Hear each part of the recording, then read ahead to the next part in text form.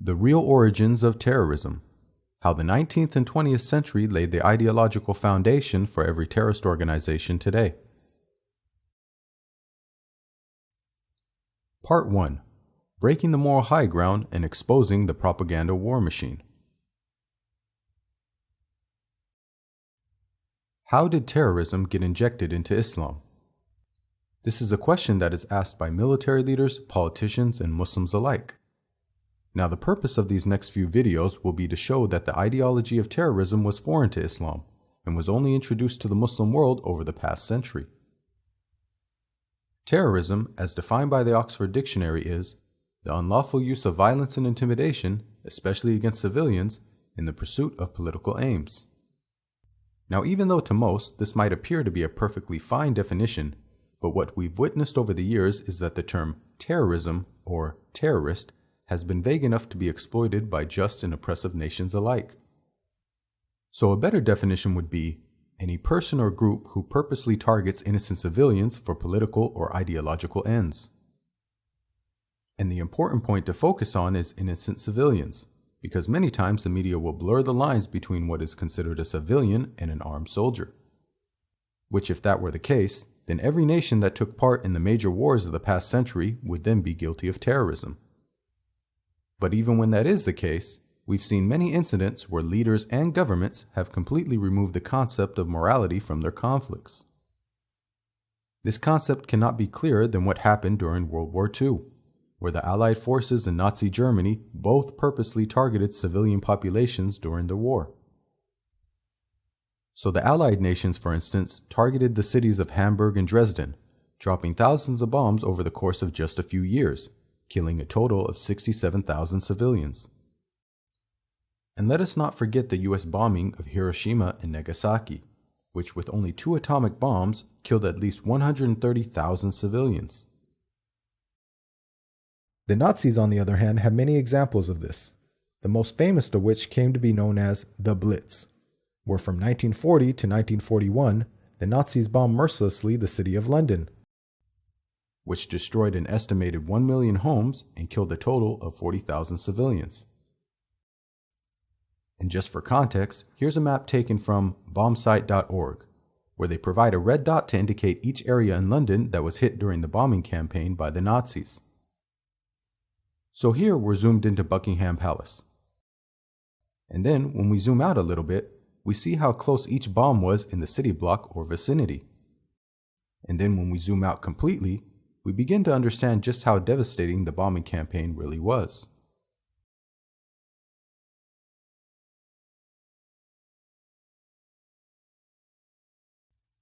Now keep in mind that each bomb being dropped from these planes are basically the equivalent of a suicide bomber, meaning that both the pilot and the terrorist know that they are going to be targeting innocent civilians. Thus, both must hold a similar ideology that helps them justify their actions. Throughout the history of human civilization, man has consistently struggled with the meaning of what is truly right and wrong. From the ancient Egyptians, who not only believed that the ideas of moral truth and justice was a religious obligation, but that the concept was so important it became personified in one of their goddesses, Ma'at.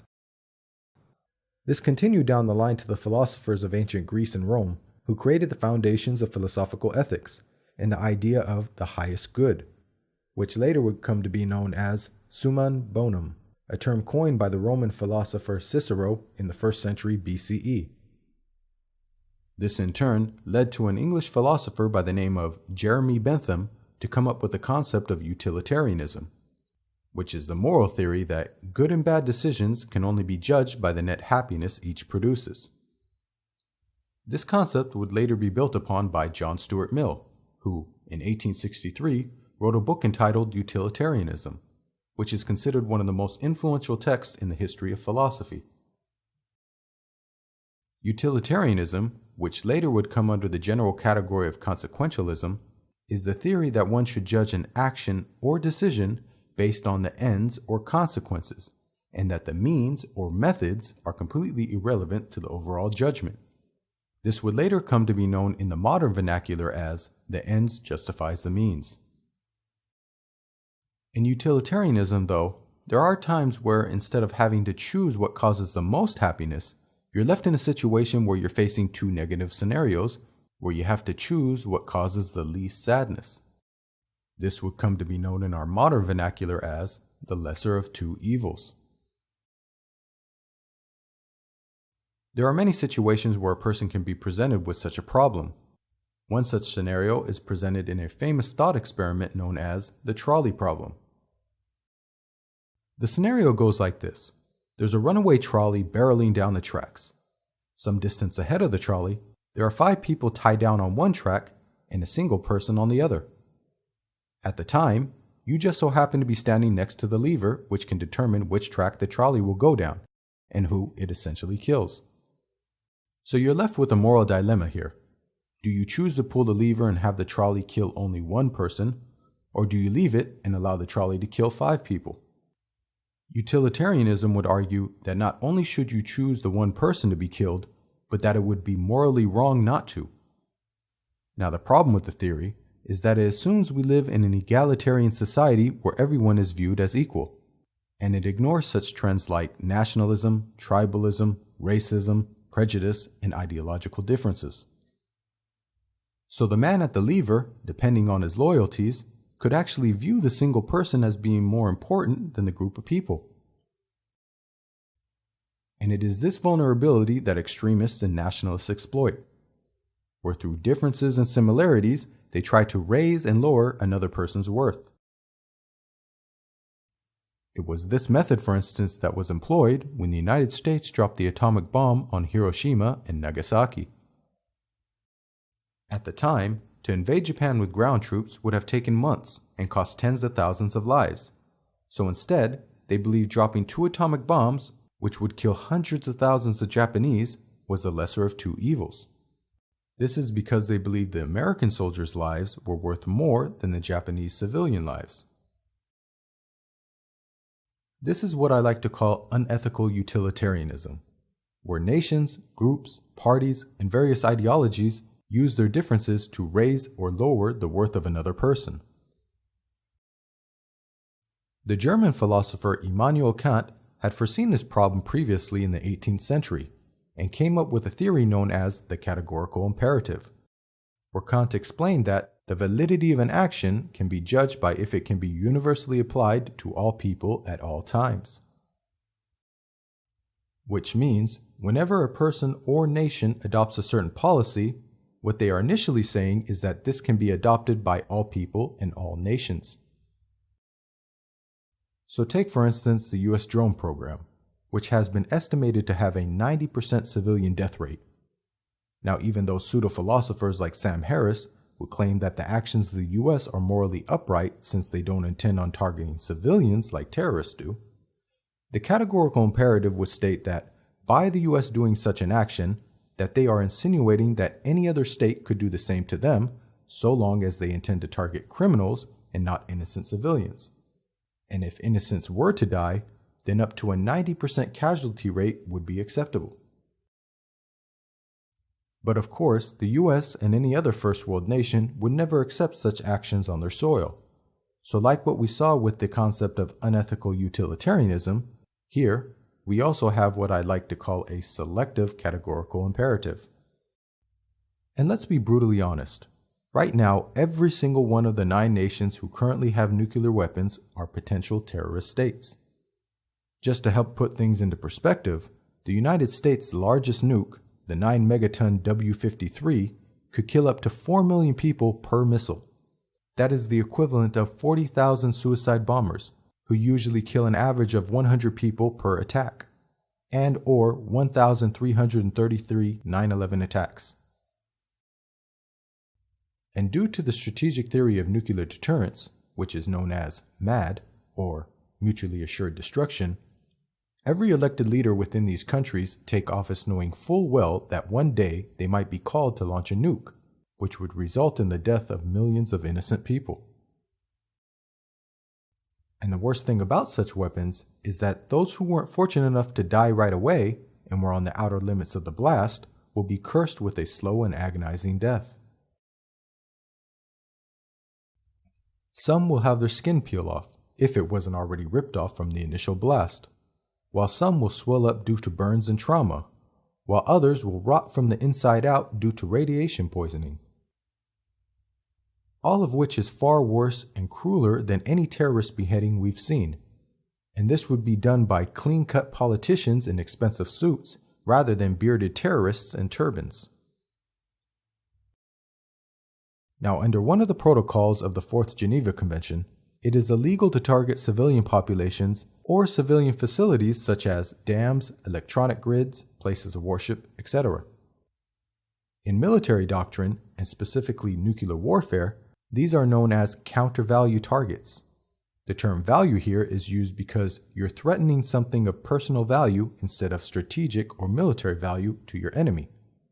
Counterforce targets, on the other hand, are any and all people, objects, and facilities connected with the military. And anything that falls under this category is 100% a valid target under international law. The scary thing is, even though counter-value targets are illegal in theory, every Western nation reserves the right to use such targeting if nuclear warfare were to ever break out. Especially in terms of second strike retaliation, meaning that if any nation had employed counter-value tactics and targeted their cities, the nation would respond in the same manner. And people seem to forget that the United States and the Soviet Union on a number of occasions almost had an all-out nuclear war, one in which civilian and military targets would all be considered one and the same. And since the beginning of the Cold War in the 1950s, it's almost as if the rest of the world had been held hostage as these two nations battle it out for power. Most of which were done using satellite states, which started in Europe, but then quickly moved down to third world countries in Africa, the Middle East, and Southeast Asia. And even though the Cold War had officially ended in 1991, the US and other nuclear nations like Russia and China still continue to compete for influence throughout the globe. And with the right wing on the rise in the United States and across Europe, we're beginning to hear once again the same rhetoric we heard during the Cold War. Theresa May's party, for instance, said that they wouldn't rule out a nuclear first strike under extreme circumstances. Meaning that now the conversation about nuclear weapons has shifted from only being a last resort deterrent to a viable military option under extreme circumstances. What exact circumstances those are, only they know. What we do know is that when it comes to military strategy, and especially nuclear warfare, ethics and morality are completely separated from the discussion.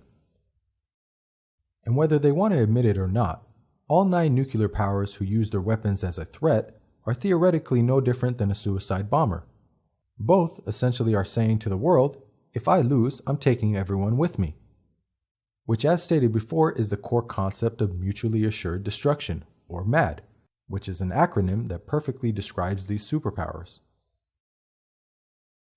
So for instance, if the Soviet Union had invaded the United Kingdom like the United States did to Iraq, and after occupying the country began arresting or assassinating heads of state, in theory, as a last resort, the UK military could launch a nuke at Russia in retaliation, be it by air, land, or sea. Now I ask you, is this not the exact same logic used by terrorist organizations? And if we were to break down the language of these two groups in its most basic and primal form, we see them saying that essentially under the most desperate circumstances, we'll use any means necessary to deter the enemy, which could possibly occur in a full-blown incursion, an overwhelming assassination campaign of heads of state, or in retaliation to a nuclear first strike. So to help put things into perspective, let's say the United States and Russia decided to start a nuclear war. What would such a scenario look like? To help us visualize this, we'll be using an interactive map created by Alex Willerstein called Nuke Map, which can be found at the address below.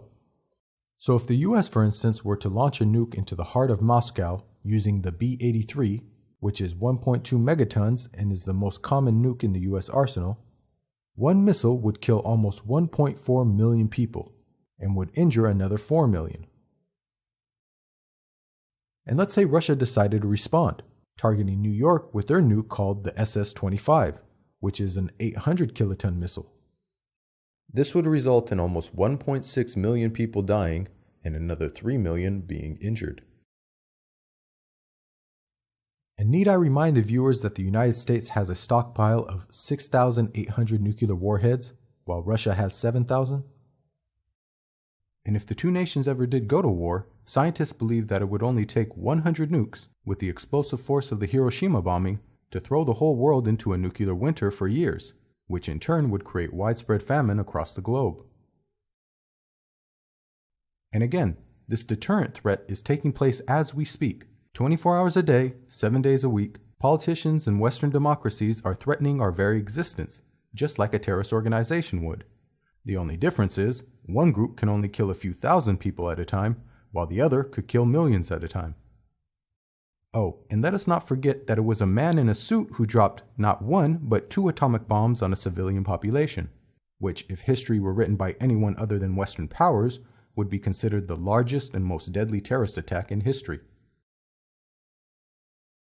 Now, the reason why I'm saying all this is because I want the viewers to understand that there's a difference between the morality of the general public, which is for the most part good, just, and upright, and the morality of the military and their strategists. Michael Walzer, the author of the famous book Just and Unjust Wars, reiterated this point at his lecture at Westmount College in 2013, saying, "War, I want to argue, isn't a case to which the law of everyday morality can be applied.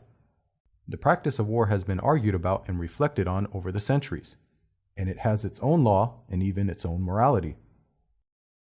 That morality is usually laid out in what is known as just war theory, which is a 3-stage process of what would constitute a just war. The first being jus ad bellum, a pre-war state where one presents justification to go to war. The second being jus in bello, which is the rules of engagement while in war. And finally, jus post bellum, which is a post-war state where the winning side usually decides how to deal with the losing side. Now, each of these states must be based on proportionality. The first being the choice to begin a war based upon the proportion of the perceived threat. The second being the choice how to fight the war based upon the proportion of the perceived threat. The third being the choice of how to punish based upon the proportion of the perceived crimes committed. The problem with the issue of proportionality, as you might have noticed, is that it's based upon perception, which means it's susceptible to manipulation, over-exaggeration, general bias, and propaganda.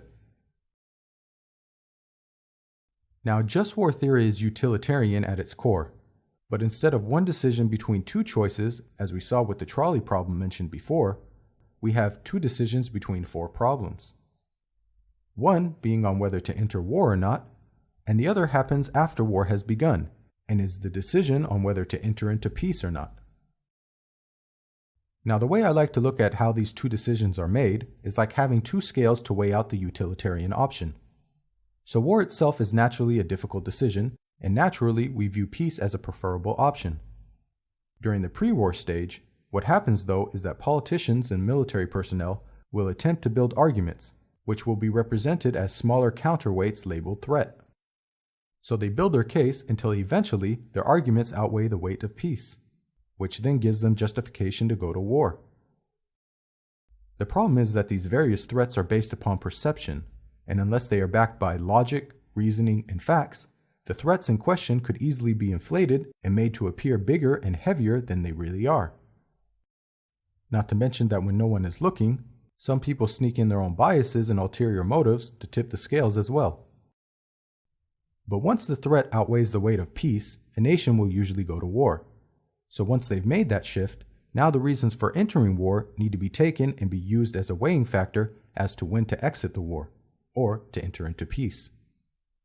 To achieve this, the war nation will need to remove the threats until the weight of peace is heavier than the threats posed. Now here is what I believe are 3 of the core reasons why we've so easily entered into conflicts in the 20th and 21st century. In relation to Western nations, after World War II and the Cold War, every threat was viewed through the lens of a possible nuclear war. As for the Israelis, after the previous persecution of the Jewish people in Europe and the horrors of World War II, every threat was viewed through the lens of a possible Holocaust. And as for the Muslim and Arab states, After experiencing Western imperialism and the destruction of Palestine, every threat was viewed through the lens of a possible occupation and expulsion of the people.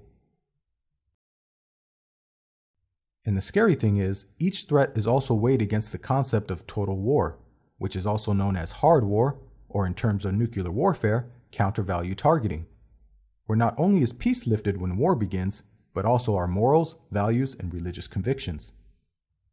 So for example, as we discussed previously, a nuclear strike against a civilian population would be enough to tip the scales into total war, as would complete conquest, genocide, the use of chemical weapons, or in relation to fascist governments, bigotry, racism, and over-exaggerated threats. Now, whether it's normal war, where only military objects are targeted, or total war, where all bets are off, there's a major vulnerability where the supposed threat can be influenced by propaganda from militants and tyrannical governments alike, where they use fear and rhetoric to make the threats appear larger than they really are, so as to trick the population into war. And the problem is that if the purpose of entry into war was inflated, so will be the purpose to exit war. And also, when the threats are based upon over-exaggerated perceptions, then that could create a recipe for perpetual war. Now, even though over the past 2,000 years there has been a number of occasions where total war methods were employed, like for instance the Mongol invasions of the 13th century, where whole towns and villages were completely destroyed, but the collective brutality that we've witnessed over the past century, we must admit, is completely unparalleled throughout human history.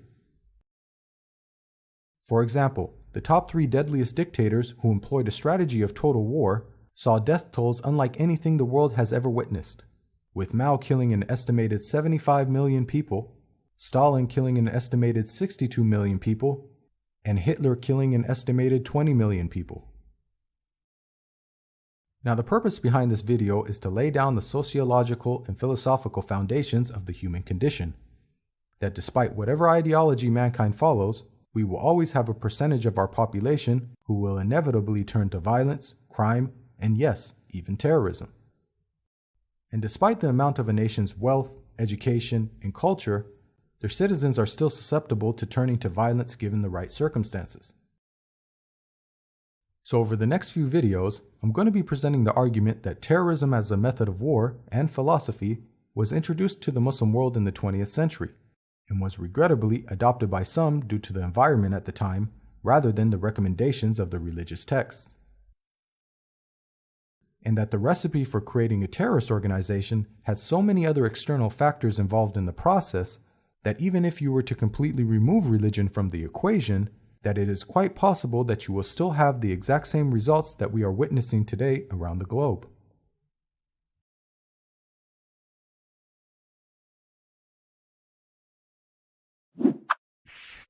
Written and produced by Simply Seerah. Visit us at our website at simplyseerah.com or follow us on social media. Don't forget to like, subscribe, and share.